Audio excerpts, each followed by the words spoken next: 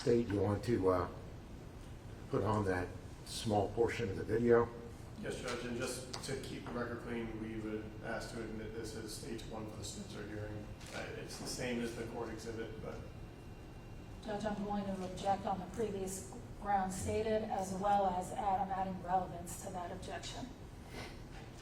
All right, and again, it involves non-statutory mitigator number 4.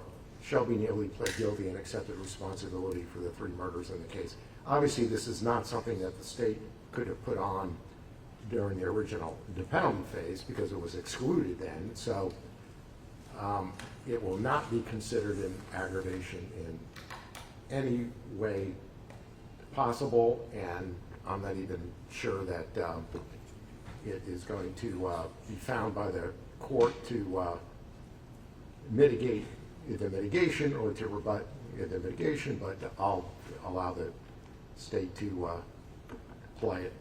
Well, that was, I guess I have another objection to that, because my question was going to be, what is their foundation for that it rebuts that mitigator?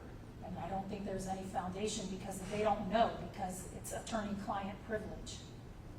And it's not what they said. I can tell the court that. Well, in the indictment, there were 3 counts, I believe, of animal abuse. Obviously, if he had gone to trial, the jury would have heard all about that. Not if he would have pled to those 3, but not the 3 murders. Not necessarily. No, I mean, the jury would have heard about it all. So the court excluded all of that because he pled to the murders. The jury didn't hear any of that, and that is one of the results of him entering a guilty plea to everything. So I'll allow the state to play it again.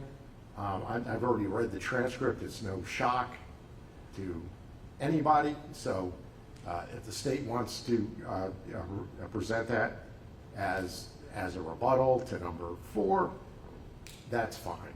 So again, it'll be up to the court as to how much influence this has in regard to rebutting number 4, and it may not have any influence whatsoever.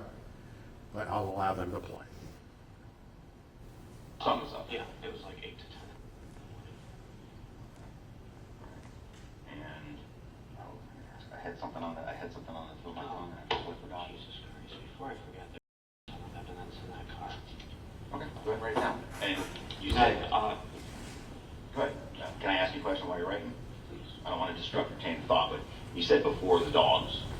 All right. At what point Do you want me to turn it up all the way again like I had it before as far as the volume is concerned? All right, so let's do that, and then you can start over again. So I'll just... Okay. Go ahead. Can I ask you a question while you're writing? Please. I don't want to disrupt your chain of thought, but you said before the dogs. At what point do you think that you killed the dogs? Because you said it was like right before you left the house. So, the dog that was by the woman, or by Laura, he died on his own, basically. Starving? No. He had diabetes, and I didn't know how to, like, do the insulin? administer that stuff. Okay, So. is that one of the ones in the, because there was one dog in a garbage bag, another dog in a garbage bag, and there was one in a rug.